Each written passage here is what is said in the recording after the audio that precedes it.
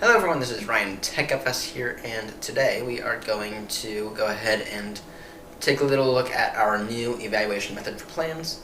Okay, some of you might have noticed that I have not done any plane reviews in a while, and that's because I realized probably about 2-3 months ago that I am not evaluating planes equally. Okay, the planes that I have been evaluating, it's been a sloppy review of just like big things, right? Right, so for some planes I'd go ahead and mention the flaps. For other planes I wouldn't. Yeah, all that's going to change beginning today. Because over the course of, I guess, the past month or so, I've been working on a new, bit more formal evaluation for each plane. This is a universal evaluation. Every plane will be judged the same, except for early access planes. Those planes I will not be judging at all. Because they're early access, it doesn't make sense for me to evaluate them. Okay, so I think it's about time that I go ahead and show you this to you. And yeah. Okay, this here is the evaluation. I have it in Google Docs, but I have it in PDF right now, just to show everyone. Just it's a little easier to see. So how does this work? So, first off, that should have a number in it. Fix that here soon. Planes are evaluated on each category. Okay. At the end of each category, I will assign a rating, mainly in percentage, based on how well it did in that category. Each category is split in features, of course. And then the general rule is, if a plane should have a feature but doesn't, it's automatically assigned a 0, right? And so let's say that a Boeing 777 for some reason doesn't have a yoke, and it doesn't get modeled. Okay, well, first off, that's two things against it. But for that, it'll automatically get assigned a 0. Okay. If a plane doesn't have a feature, but also shouldn't have that feature, and it doesn't get a score, it just the math gets adjusted in a way that takes it off. Okay, right? So a Cessna shouldn't have like an MCD or something. Okay. And if a plane shouldn't have a feature, or does, then a rating will be decided based on how well it is implemented and how realistic it is. Okay, what do I mean by that? So let's say that a Cessna does have an MCD. How does it work, right?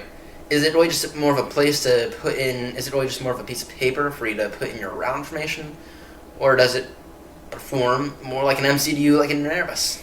Okay, that's the idea, right? And if it does perform like an Airbus, then it's going to lose points. It might get a 0, but it'll hurt it though.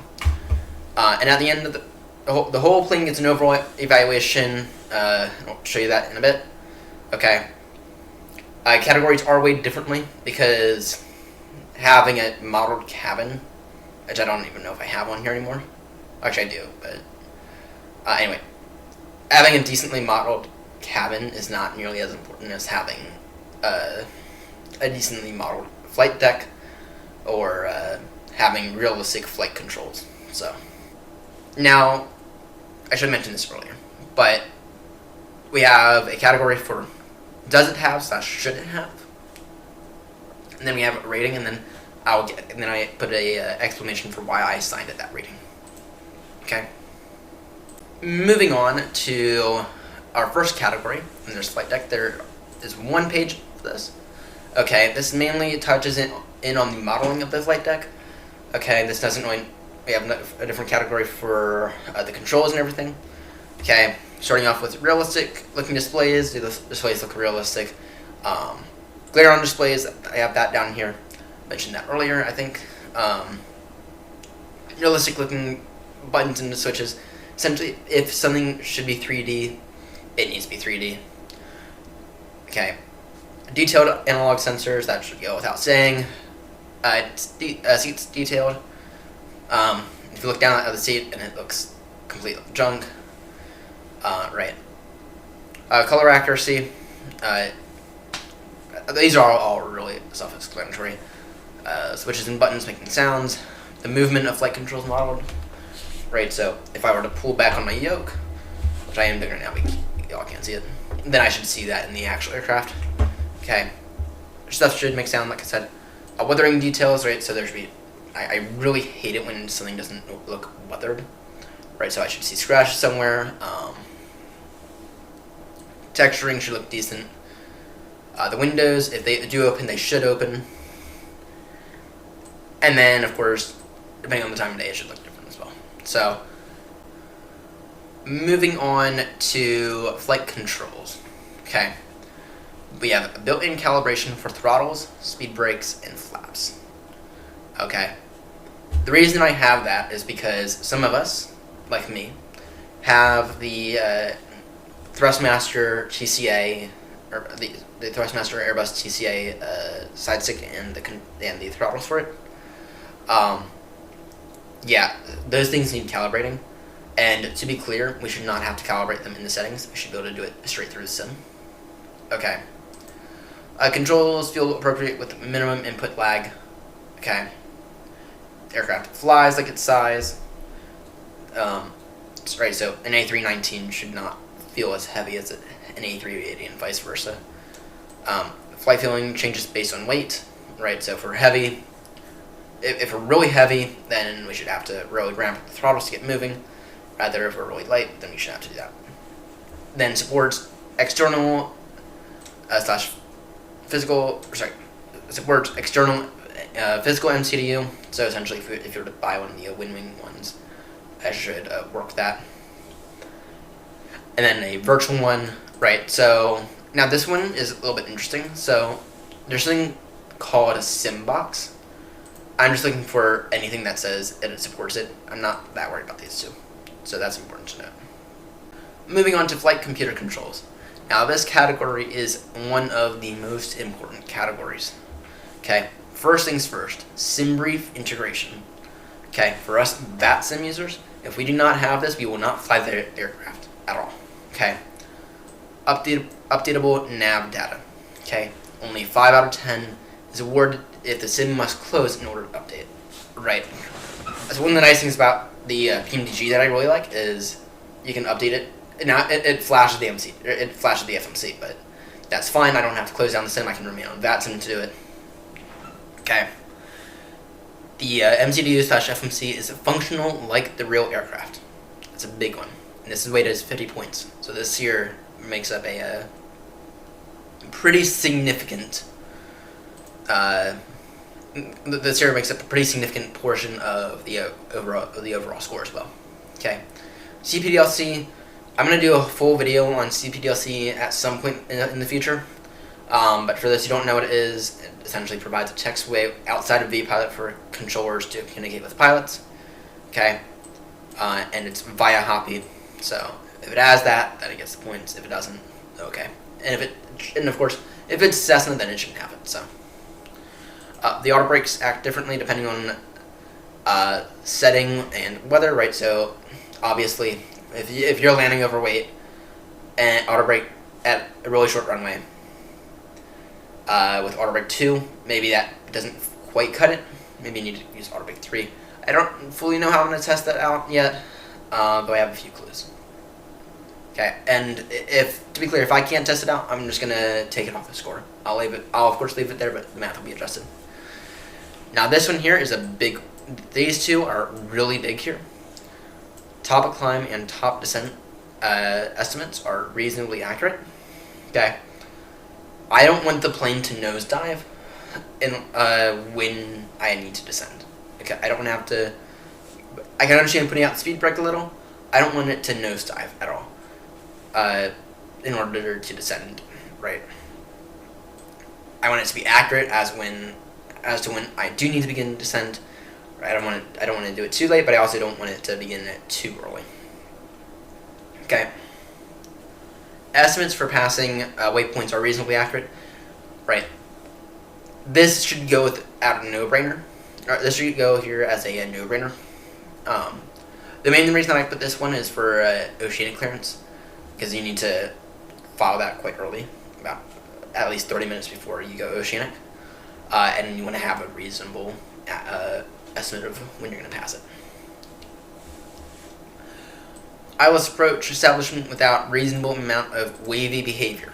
So one of the things I noticed, especially with the Dreamliner, is that you'll turn with a heading of 250 degrees, arriving into Heathrow's runway at runways at around 270 degrees, right? It shouldn't be doing this weird wavy behavior, right? It should just establish itself. It should turn and be done.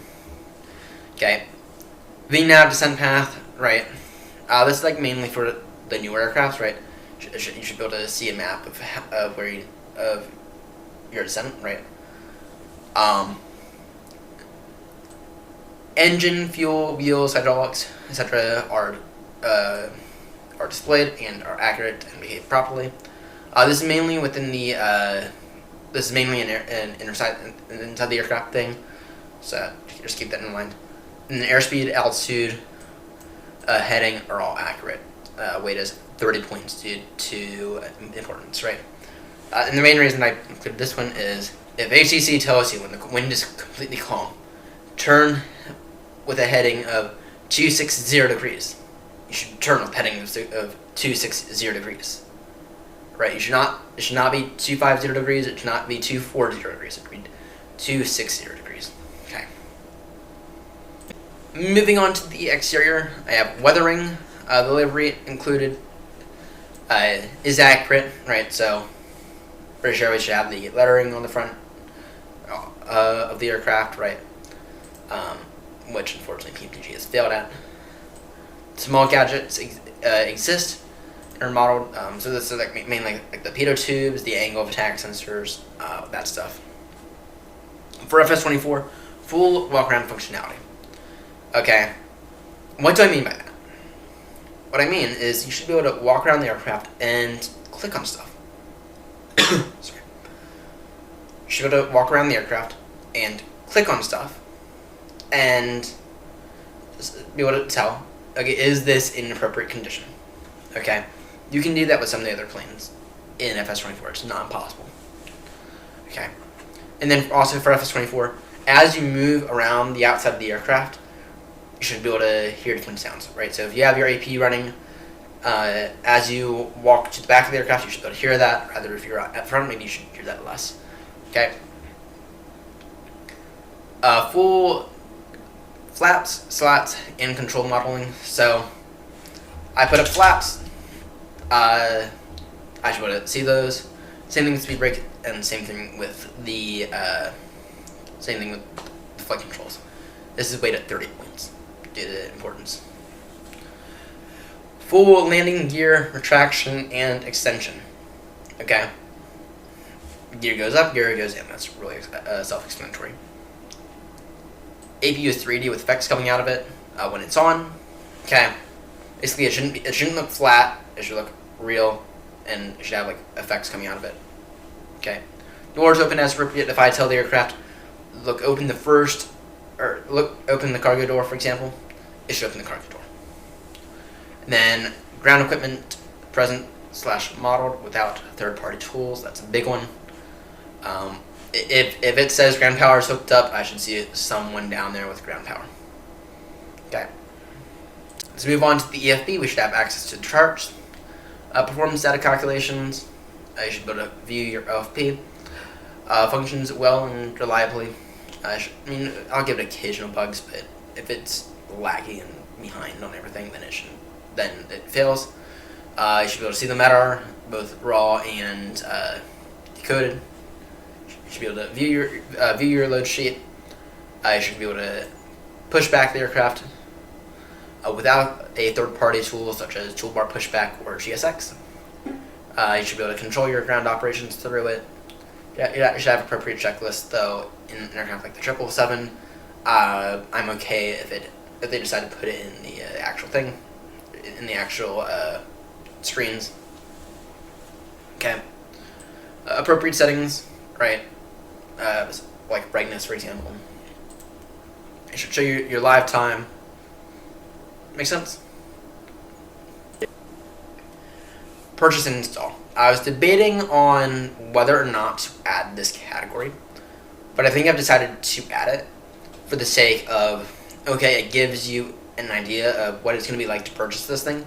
It's not as important, which is why it's one of the lower rated categories, but I do think it's important that we at least go through everything and see, does it actually have these things that it should have, or should you have to expect to download a bunch of stuff from flightsim.to. Okay. For starters, we have a delivery manager. Right. Not every. I don't expect it to have everything in it. The main thing is, let's say the British Airways operates the 777, which they do. I actually would download that. It should have that delivery. Okay, frequent updates. I'm not that concerned about this one.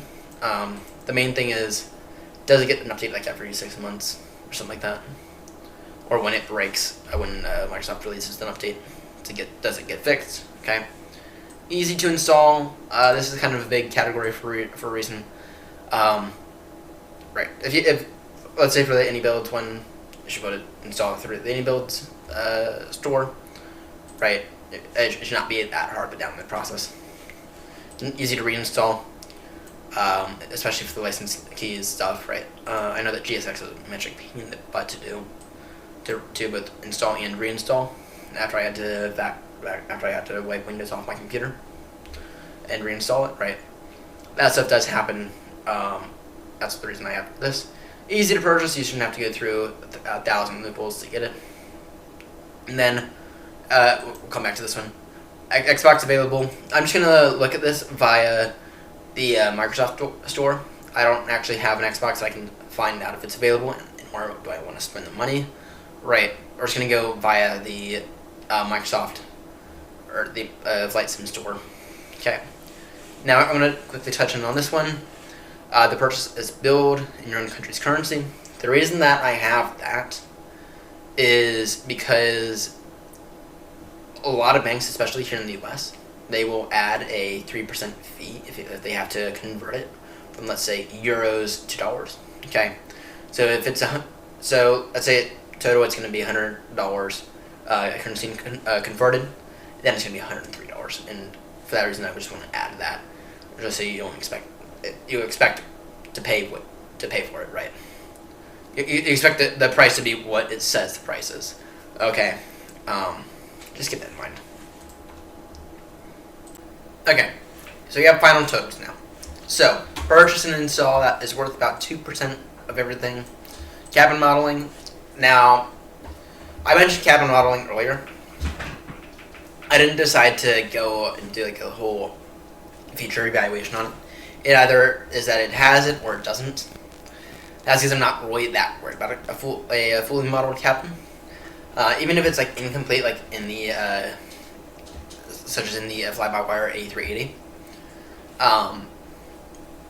it's still gonna. I'm still gonna count it because it has it, and the developers are at least putting in the effort to put it in. So then we move on to external modeling. That's worth 10%. Yeah, the FB is worth 10% as well due to its importance. Flight deck modeling, that's worth 20%, because you're asking me what you're staring at. The flight computer controls, this is worth 25% of everything. And then the flight controls are worth 31% of everything. The question that I'm sure I'm going to see is, VATSIM capable. What should an aircraft score in order for it to be VATSIM capable? The answer is I don't know. But preferably something that at least gets around 60%. Right. But it's definitely something that scores high in both of these categories. Anyway, I hope you find this helpful. You can probably expect our first formal evaluation probably on the PMDG triple at some point in the next few weeks, I would have to guess. I don't exactly have a date on that just yet, but we'll be starting off with the PMDG 777 as an updated review for Flight Sim 24. Then we'll be moving on to the Phoenix and then the 737 after that, I think. So, anyway, thank you all so much for tuning in.